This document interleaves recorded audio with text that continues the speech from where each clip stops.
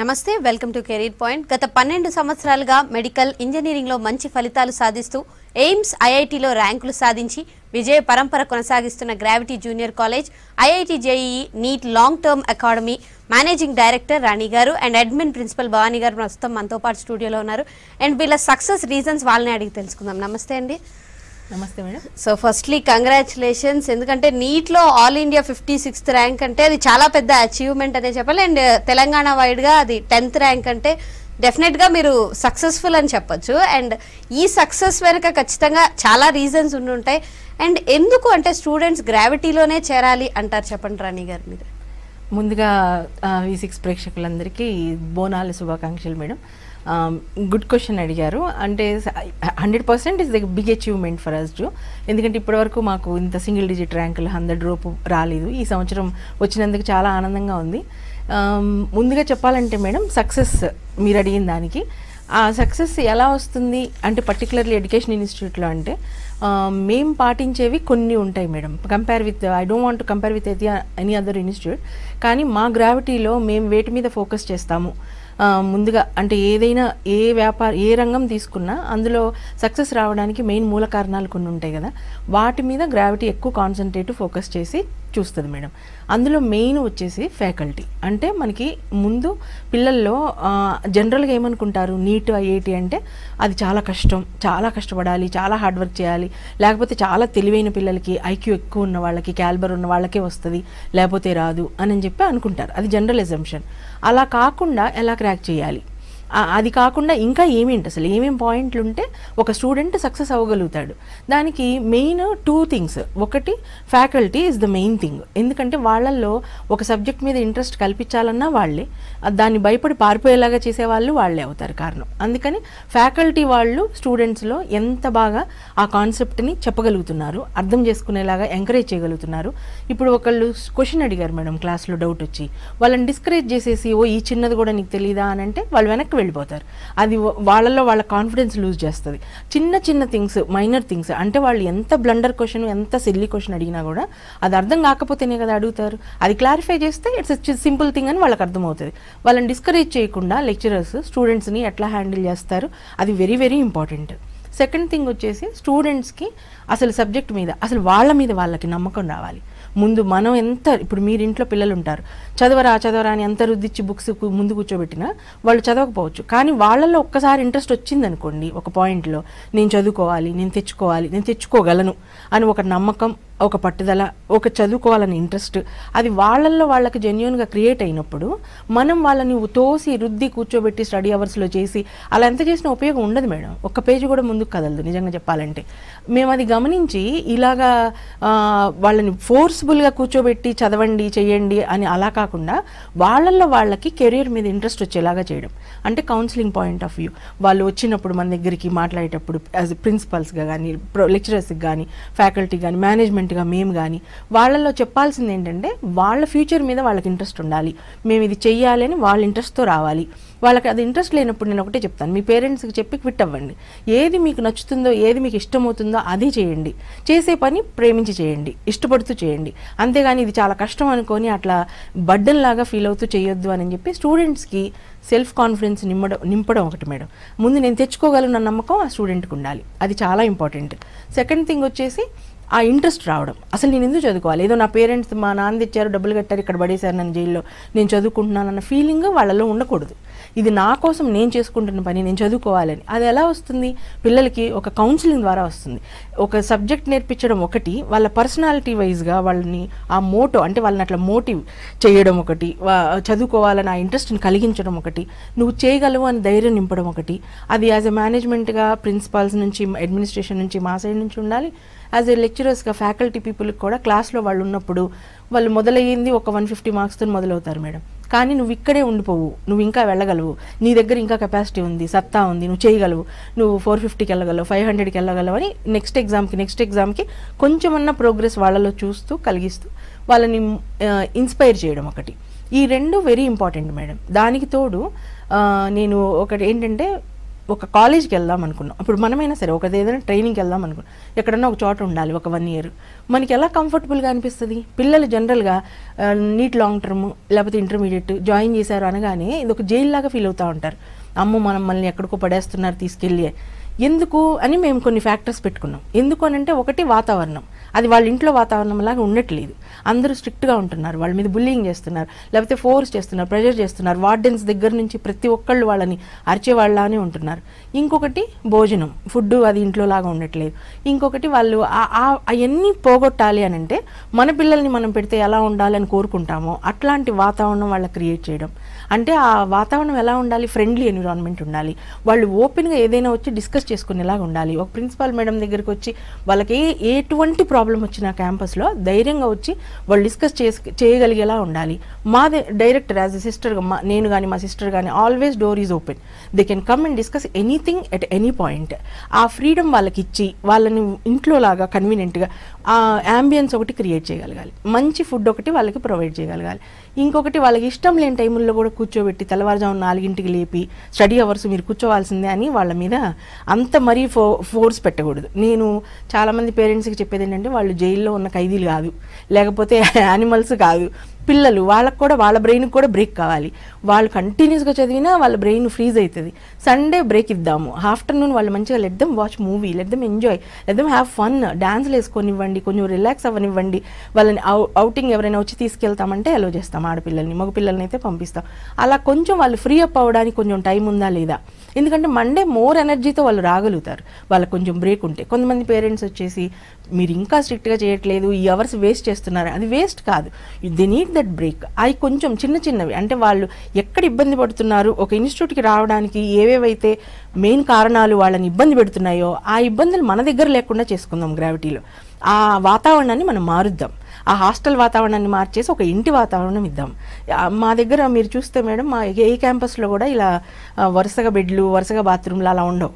ఒక hotel room environment ఉంటుంది, ఒక రూమ్ అటాచ్డ్ బాత్రూము, అందులో ఒక 3 పిల్లలు, వాళ్ళ బాత్రూము, వాళ్ళ రూము అలా ఉంటుంది. సో అలా ఉండేటప్పటికల్లా వాళ్ళకి ఎలా అవుతుందంటే, ఏదో మనం ఎక్కడికో చుట్టాలింటికో లేకపోతే రెంట్కో ఎక్కడికో వచ్చినట్టు ఉంటుంది, కానీ అదేదో హాస్టల్ ఎన్విరాన్మెంట్ అన్నట్టు ఉండదు. ఇంకొకటి అందరూ ఓపెన్గా ఫ్రీగా డిస్కస్ చేసుకోవడానికి. లెక్చరర్స్ మెయిన్ చెప్పాను కదా madam, 80% 90% of the success depend on the faculty. వాళ్ళు పిల్లల్ని ఎలాగా ఆన్సర్ చేస్తున్నారు, ఎలా చెప్తున్నారు, కాన్సెప్ట్ని వాళ్ళకి ఎలా ఎక్కించగలుగుతున్నారు. ఫిజిక్స్ అంటే కొంతమందికి భయం ఉంటుంది మేడం, మ్యాథ్స్ అంటే కొంతమందికి భయం ఉంటుంది. రావడంతోనే ఆ ఫియర్తోనే ఎంటర్ అవుతారు వాళ్ళు. ఆ భయాన్ని తీసేయాలి ముందు. రూట్ కాజ్ ఏంటో, వాళ్ళు ఎందుకు ఫెయిల్యూర్ అవుతున్నారో, మార్కులు ఎక్కడ తెచ్చుకోలేకపోతున్నారో చూసి ఆ లెక్చరర్ దాన్ని సాల్వ్ చేయగలిగి ఆ రూట్ కాజ్ని ఫిక్స్ చేయగలిగితే వాళ్ళలో కొంచెం ధైర్యం నింపి, ఈజీ అమ్మ, మా లెక్చరర్స్ మీరు నమ్మరు, వాళ్ళు క్లాస్లోకి ఎంటర్ ఇది కష్టం సార్ అని వాళ్ళు ముందు అడగంగానే, ఏం లేదమ్మా ఇది చాలా ఈజీ, ఇలా రండి చెప్తానని చెప్పి కూర్చోబెట్టి చెప్తే వాళ్ళే వచ్చి, వావ్ అసలు ఇది ఇంత ఈజీనా, మేము అనుకోలేదు మేడం ఈ సబ్జెక్టు, వచ్చి చెప్తారు మేడం. ఈ లెక్చరర్సే మాకు ఇంజనీరింగ్లో వస్తే ఎంత బాగుండు, మాకు మెడికల్లో వస్తే ఎంత బాగుండు, ఈ సార్లు వదిలిపెట్టి వెళ్ళాలంటే మాకు చాలా బాధగా ఉంది. అంత మంచి ఫ్యాకల్టీ ఉండి వాళ్ళకి సబ్జెక్ట్ మీద ఇంట్రెస్ట్ కలిగిస్తే అది మెయిన్ సక్సెస్. 2 మెయిన్ రీజన్స్ పిల్లల్లో తీసుకురావడం, అంటే వాళ్ళు చదువుకోవాలి అన్న మోటివేషన్, లేకపోతే ఆ వాతావరణాన్ని మనం క్రియేట్ చేయగలగడం. ఇంకొకటి లెక్చరర్స్ వాళ్ళల్లో నింపడం, ఏది ఆ నమ్మకాన్ని తీసుకొని రావడం, మీరు చేయగలరని. రైట్ రైట్ భవానీ గారు, అంటే మీరు యాజ్ అడ్మిన్ ప్రిన్సిపల్గా స్టూడెంట్స్ మధ్యలో ఎక్కువ ఉంటూ ఉంటారు, అండ్ వాళ్ళ ప్రాబ్లమ్స్ ఏంటి, వాళ్ళు ఎలా బిహేవ్ చేస్తారు, వాళ్ళు ఎలా ప్లాన్ చేసుకుంటారు చదువుకోవడానికి, ఇవన్నీ మీకు బాగా తెలుస్తాయి. సో మీరు వాళ్ళని ఎలా గైడ్ చేస్తుంటారు? అవునండి, yes, as an admin principal నేను చాలా దగ్గరగా ఉంటాను పిల్లలకి. అలాగే పిల్లలు చాలా ఈజీగా మా దగ్గరకు వస్తారు. సో ఫస్ట్ ఆఫ్ ఆల్ నేను ఎప్పుడు స్టూడెంట్కి చెప్తాను, వాడు ఫస్ట్ ఎందుకు వచ్చాడు అసలు ఇక్కడికి, why he is choosing long term అనేది చాలా ఇంపార్టెంట్ మేడం.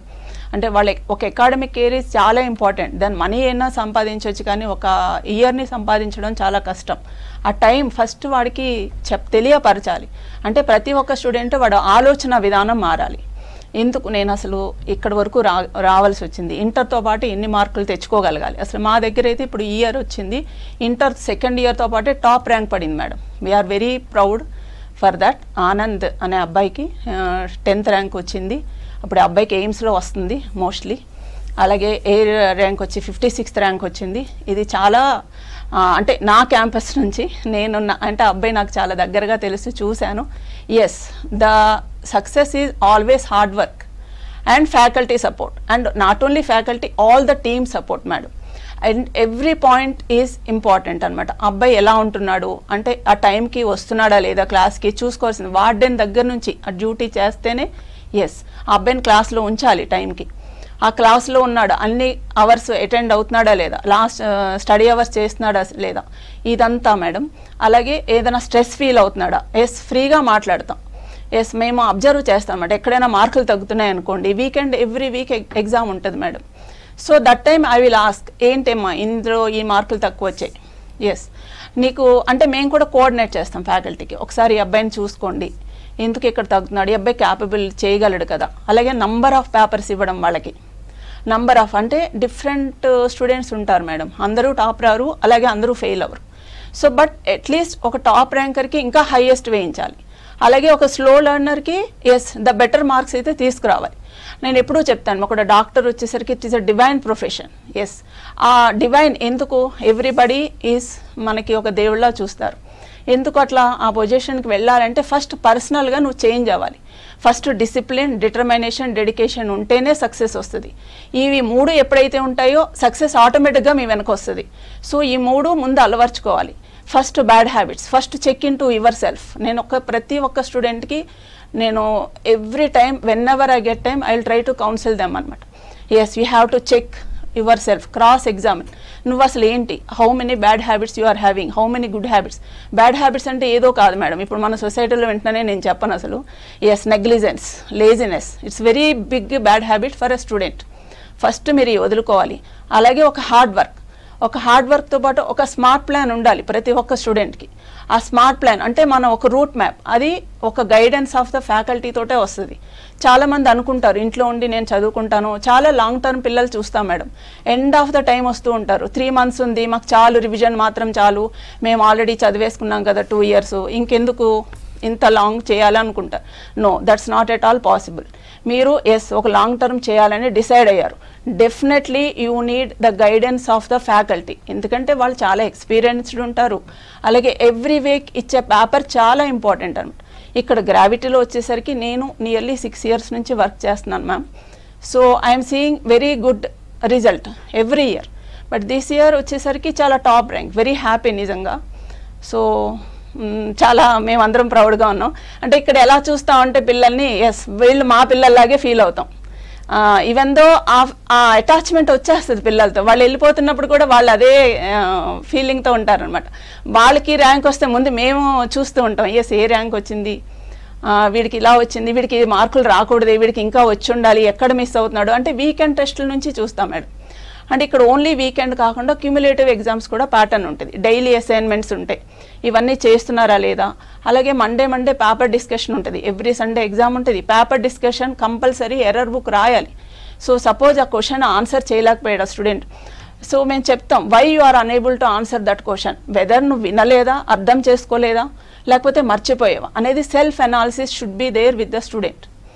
అది కంపల్సరీ స్టూడెంట్ ఫాలో అవ్వాలి మేడం, కంపల్సరీ.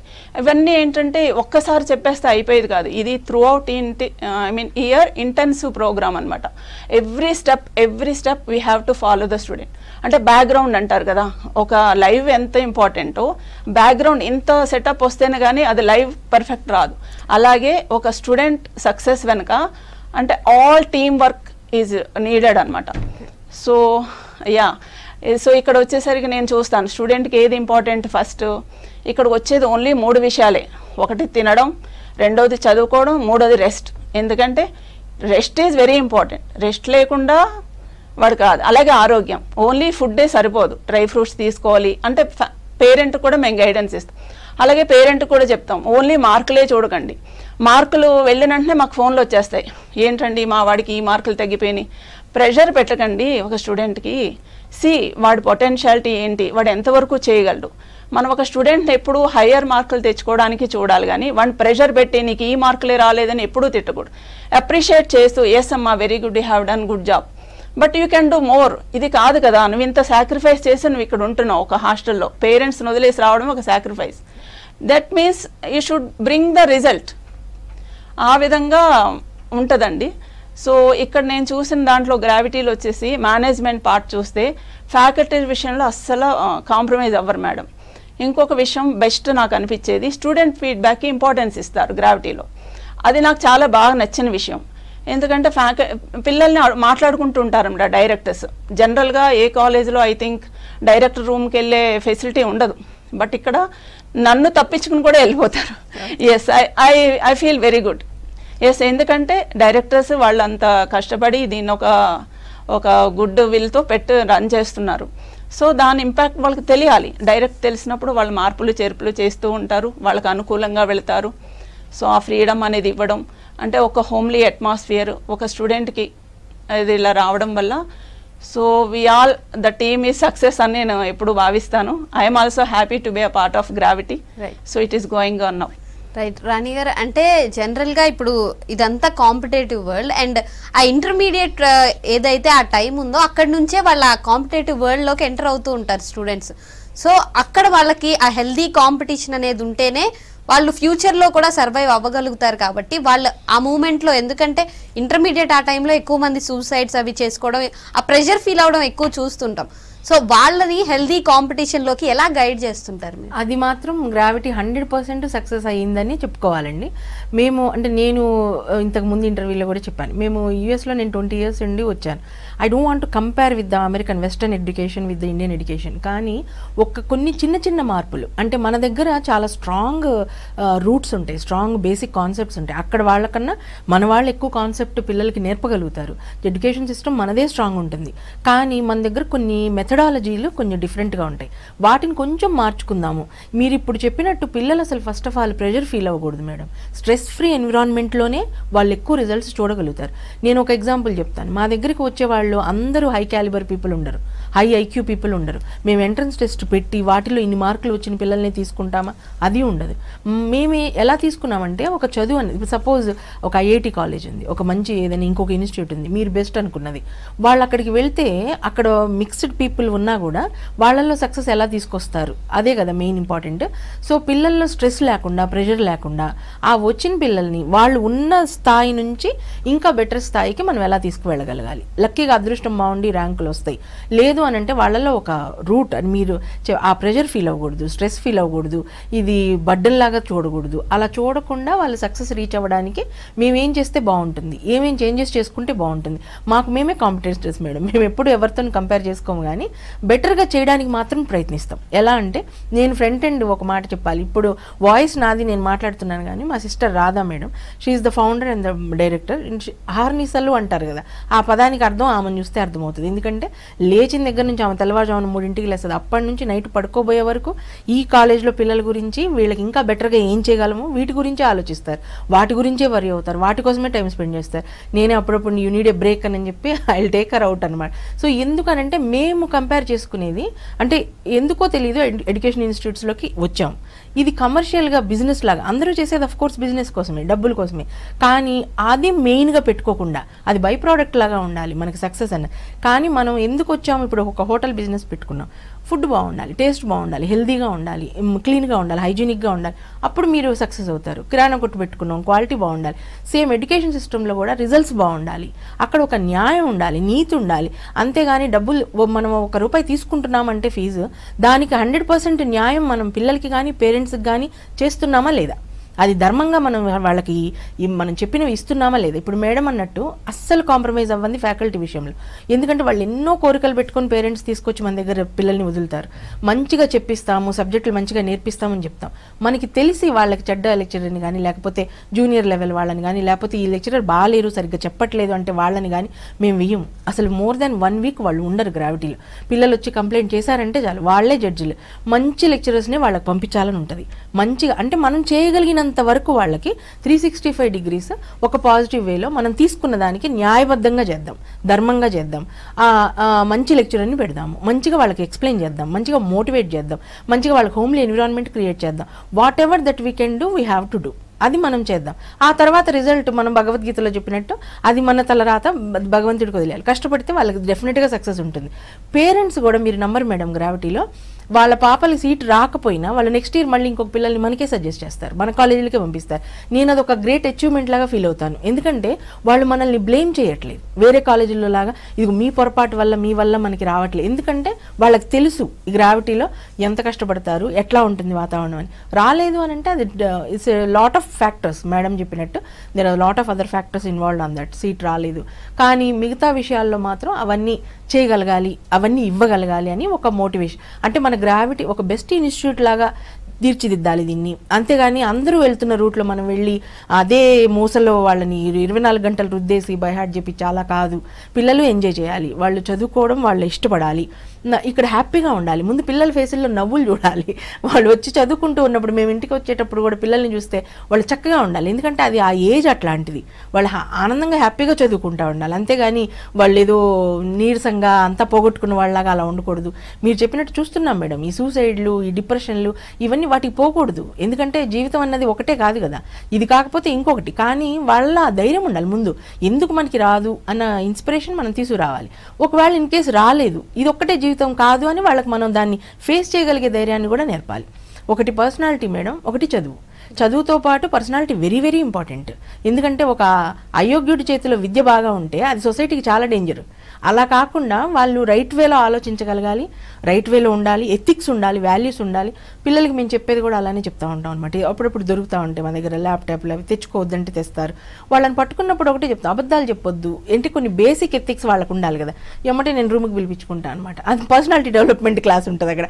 ఎందుకంటే నా దృష్టిలో చదువు అన్నప్పుడు చదువుతో పాటు సంస్కారం కూడా ఇవ్వగలగాలి. ఒక ఇన్స్టిట్యూట్ అన్నది రెండూ నేర్పగలగాలి పిల్లలకి.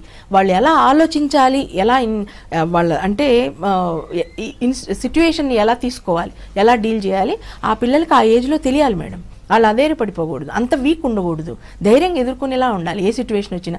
అలాంటివి కూడా నేర్పుకుంటూ అది ఎవరు చేయగలుగుతారు? ఫ్యాకల్టీ చేస్తారు, management. As a principal Bhavani madam చాలాసార్లు కౌన్సిలింగ్ ఉంటుంది భవానీ మేడం రూమ్లో. వాళ్ళు స్ట్రగుల్స్తోనే వస్తారు. ఏమన్నా మేడం నాకు మార్కులు తగ్గిపోయినాయి అని ఏడుస్తూ బాధపడుతూ వస్తారు. తను చెప్పే మోటివేషన్ కానీ 4 మాటలు కానీ వాళ్ళని ధైర్యంగా బయటికి పంపించలేస్తాయి. మా సిస్టర్ ఈవెన్ డైరెక్టర్స్ మేము కూడా రెండమ్మ డిస్కస్ చేద్దామని చెప్తాం. వాళ్ళ ఏదైనా ఎటువంటి సమస్యలైనా అట్లా కొంచెం హోమ్లీగా మంచి ఎన్విరాన్మెంట్ క్రియేట్ చేయాలని ఉంటుంది మేడం. అండ్ అంటే ఓవరాల్ ఇప్పుడు ఐఐటీకి ప్రిపేర్ అయ్యే వాళ్ళు కానీ, నీట్కి ప్రిపేర్ అయ్యే స్టూడెంట్స్కి కానీ, ఆ ప్రిపేర్ అవుతున్న స్టూడెంట్స్ యొక్క పేరెంట్స్కి కానీ మీరేం సజెస్ట్ చేస్తారు? నేను ఒక్కటే చెప్తాను మేడం, గ్రావిటీ అని నాకు మా దానిలోనే జాయిన్ చేయండి అని అట్లా కాదు. ఒక పేరెంట్కి ఇది ఒక పెద్ద సమస్య మేడం. పిల్లల్ని 10th అవుతుంది అనగానే వీళ్ళని ఎక్కడ పెట్టాలి, ఇంటర్మీడియట్ ఏ కాలేజ్ మంచిది, ఎక్కడ బాగుంటుంది, పిల్లలు జాయిన్ చేశారు తర్వాత ఎలా ఉంది, ఇవన్నీ ఉంటాయి కదా. వాళ్ళు చూస్ చేసుకునేటప్పుడు వాళ్ళు ప్రైమరీగా చూడాల్సింది ఏంటంటే నేను చెప్పిన 3 పాయింట్లే. అక్కడ ఫ్యాకల్టీ ఎంత ఎక్స్పీరియన్స్డ్గా ఉన్నారు, ఎలా చెప్తున్నారు, సబ్జెక్ట్ అర్థమయ్యేలాగా చెప్తున్నారా లేదా పిల్లలకి చూసుకోవాలి, వాతావరణం బాగుందా లేదా చూసుకోవాలి, మేనేజ్మెంట్ ఎలా ఉన్నారు, ఎంత క్లోజ్గా పిల్లలతో మూవ్ అవుతున్నారు. అది మేడం చెప్పినట్టు డైరెక్టర్స్ సో వాట్, వాళ్ళకే పిల్లలే కదా, మాట్లాడితే తప్పేముంది. వాళ్ళ సమస్యలు వచ్చినప్పుడు వీళ్ళు ఎందుకు డోర్ వేసేయాలి, అట్లా కాదు కదా. పోనీ వచ్చిన వాళ్ళని బ్లేమింగ్ నేచర్తోని వాళ్ళు ఏది చెప్పినా వాళ్ళ నోరు మూయించేయడం అలా కాకుండా వాళ్ళు ఏంటో పాపం ఏదో ప్రాబ్లం ఉంటేనే కదా మన దగ్గరకు వస్తారు, అదేంటో అర్థం చేసుకొని వాళ్ళని సాల్వ్ చేయాలనే ఉద్దేశంతో. అంటే you should be always on the kids side, student side ఉండాలి. అంతేగాని మేనేజ్మెంట్ కదా అని చెప్పి వాళ్ళని అపోజిషన్ లాగా చూసి వాళ్ళని నోరు నొక్కేసి ఏం లేదు ప్రాబ్లం లేదు వెళ్ళిపోండి అలా కాకుండా స్టూడెంట్ సైడ్ ఉండి వాళ్ళ వైపు ఉండి మనం వాళ్ళదేదో అర్థం చేసుకొని అది క్లియర్ చేయడానికి ట్రై చేయాలి. ఓపెన్ డోర్తో ఉండాలి. అది ఒకటి మీరు ఆలోచించుకొని పేరెంట్స్ చూడాల్సింది ఈ 3 మేడం. మేనేజ్మెంట్తోని ఎంత ఇన్వాల్వ్మెంట్ ఉంటుంది పిల్లలకి కానీ పేరెంట్స్కి కానీ. ఇంకొకటి అక్కడ ఫ్యాకల్టీ ఎంత బాగా చెప్తున్నారు కాన్సెప్ట్, ఇంకొకటి యాంబియన్స్ ఎలా ఉంది, ఈ 3 చూసుకోవాలి. పిల్లలు వచ్చేసి జాయిన్ అవుతారు, పేరెంట్స్ జాయిన్ చేస్తారు, సరే ఇవన్నీ చూసుకున్నారు, జాయిన్ అయ్యారు, వాళ్ళకి నచ్చట్లేదు, అర్థం అవ్వట్లేదు, లేకపోతే ఒక సబ్జెక్ట్ వాళ్ళకి నైట్ మేర్లా ఉంటుంది, మార్కులు కొట్టలేకపోతున్నారు, ఎంత ప్రయత్నించినా వాళ్ళకి రావట్లేదు, ఏదైనా క్వశ్చన్ అడుగుదామంటే భయం వేస్తుంది. ఇలాంటివి ఉన్నప్పుడు వాళ్ళు పేరెంట్స్తో చెప్పి ఇక్కడ బాగాలేదు అంటే కొంచెం యాజ్ ఏ పేరెంట్స్గా పిల్లల మాట వినండి. వాళ్ళు రీజన్లు ఏందో చెప్పరు కదా, ఇక్కడ నాకు ఈ సబ్జెక్ట్ అర్థం కావట్లేదు నాన్న, నాకు బాగాలేదు అన్నప్పుడు నువ్వు అక్కడే పడేసాం, మేము డబ్బులు కట్టేసాం, ఫీజులు కట్టాం కాబట్టి నువ్వు అక్కడే చదువుకో, కానీ నీకు సీట్ రావాలి అని చెప్పి పేరెంట్స్ ప్రెజర్ పెట్టకూడదు. వాళ్ళ ప్రాబ్లం తెలుసుకున్నప్పుడు ఈ స్విచ్ టు సంథింగ్ ఎల్స్. పిల్లలు ఎందుకు కంప్లైంట్ చేస్తున్నారు, ఏం బాగాలేదు, వెళ్ళి మాట్లాడడం, ఆ లెక్చరర్స్తో మాట్లాడడం, లేకపోతే మేనేజ్మెంట్ వాళ్ళతో మాట్లాడడం, అలా చేయండి.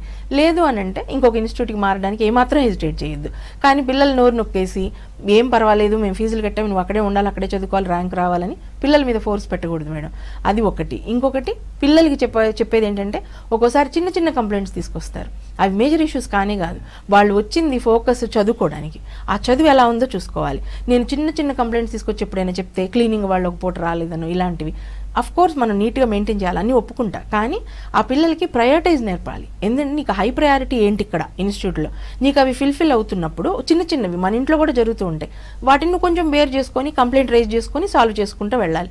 దేనికి ప్రయారిటీ ఇవ్వాలి, దేనికి ఇవ్వకూడదు, ఏది హై ప్రయారిటీ ఏది కాదు, ఆ డిఫరెన్షియేషన్ కొంచెం పిల్లలు చూసుకొని మనకి ఇక్కడ చదువు బాగుంది, మేనేజ్మెంట్ బాగుంది, this is what I need, this is what I want, ఇక చిన్నవి కొంచెం అడ్జస్ట్ అవ్వచ్చు పర్వాలేదు అలా అనుకుంటే పిల్లలు కూడా మంచి ఇన్స్టిట్యూట్లో సెట్ అవ్వగలుగుతారు మేడం. పేరెంట్స్కి కానీ పిల్లలకి కానీ చూస్ చేసుకునేటప్పుడు they have to be really careful. నేను చెప్పిన కొన్ని పాయింట్స్ చూస్ చేసుకొని తీసుకుంటే సక్సెస్ అన్నది మా దృష్టిలో మాత్రం, గ్రావిటీ దృష్టిలో మా క్లాస్లో మొన్న మాకు సీట్లు వచ్చిన తర్వాత నేను విన్నమాట, బాయ్స్ అందరికీ సీట్లు వస్తుంది మేడం అని చెప్పారు వచ్చి మా ప్రిన్సిపాల్.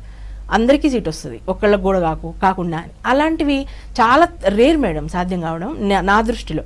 ఒక 100 మంది జాయిన్ అయ్యారు మన కాలేజీలో, అందులో 80 మందికి మంచి మార్కులు వచ్చినాయి, 20 మందికి ర్యాంకులు వచ్చినాయి. ఎక్కడైనా ఇలానే ఉంటుంది ప్రపోర్షన్. కానీ మన దగ్గర యావరేజ్ పిల్లలు కూడా, లో క్యాలిబర్ పీపుల్ కూడా ఎందుకు సక్సెస్ చేరగలుగుతున్నారంటే మేము చెప్పిన కొన్ని పాయింట్లే. వాళ్ళకి ఆ ఫ్రీ ఎన్విరాన్మెంట్లో ఎంత సక్సెస్ చూస్తున్నామని మేము కళ్ళారా చూస్తున్నాం. మేము చేసుకున్న ప్రయోగం మాకు ఫలితాలను ఇస్తుంది అనమాట. ఈ చాలామంది ఈవెన్ మా లెక్చరర్స్ కూడా చెప్తారు, అలా వద్దు, బాగా చదివే పిల్లల్ని షఫుల్ చేద్దాము, వీళ్ళ మీద ఎక్కువ ఫోకస్ పెడదాము, వీళ్ళు కష్టం వీళ్ళకి రాదేమని. నేను ఒప్పుకోను, నేను చాలా ఆర్గ్యూ చేస్తాను. అలా కాదు, వాళ్ళని కూడా తీసుకురండి, వాళ్ళు ఎంత మ్యాక్సిమం రాగలుగుతారో పురోగతిలోకి అంత మ్యాక్సిమం మనం ట్రై చేద్దాం. సీటు తెప్పియాలి, మాది ర్యాంకులు తెప్పించుకోవాలి, పేపర్లో పడాలి, అది మోటో కానే కాదు మేడం. ర్యాంకుల కన్నా సక్సెస్ రావాలి. అంటే మనకి ఫస్ట్ ర్యాంకులు వచ్చిన పిల్లలు 2 ఉండొచ్చు, మిగతా 80 మంది పోవచ్చు. నేను వచ్చిన పిల్లలందరికీ న్యాయం ఎలా జరుగుతుంది, క్లాస్లో ఉన్న వాళ్ళందరికీ సీట్లు ఎలా వస్తాయి, అది 500 కావచ్చు 2000 కావచ్చు, వాళ్ళకి సీట్ వచ్చిందా లేదా, జాయిన్ అయ్యారా లేదా, వాళ్ళ కెరియర్ మన దగ్గరకు వచ్చి సెట్ అయిందా లేదా, అది వెరీ ఇంపార్టెంట్గా తీసుకుంటాం. ఈ నెంబర్ కన్నా కూడా మీరు చూసి ఉండొచ్చు, మేము అడ్వర్టైజ్మెంట్స్లో కానీ అట్లా ఎక్కువ కనిపించాం. ఎందుకంటే మేము ఫోకస్ చేసేది ఈ పిల్లలు మన దగ్గరకు వచ్చి ఈ ఇన్స్టిట్యూట్ ఉపయోగపడాలి, వాళ్ళకి స్టెప్అప్ అవ్వాలి, వాళ్ళు మంచి కెరియర్ పొందగలగాలి, అది చూసుకుంటాం madam. Right, thank you so much Rani garu, thank you so much Bhavani garu. గత కొంతకాలంగా మేము కూడా మీతో ట్రావెల్ చేస్తూ ఉన్నాం, అండ్ మీ సక్సెస్లో V6 కూడా ఒక పార్ట్ అని అయినందుకు చాలా హ్యాపీగా ఉంది, అండ్ కంగ్రాచులేషన్స్ అండి. Thank you so much. ఇది వాళ్ళ career point. Stay tune to V6 news.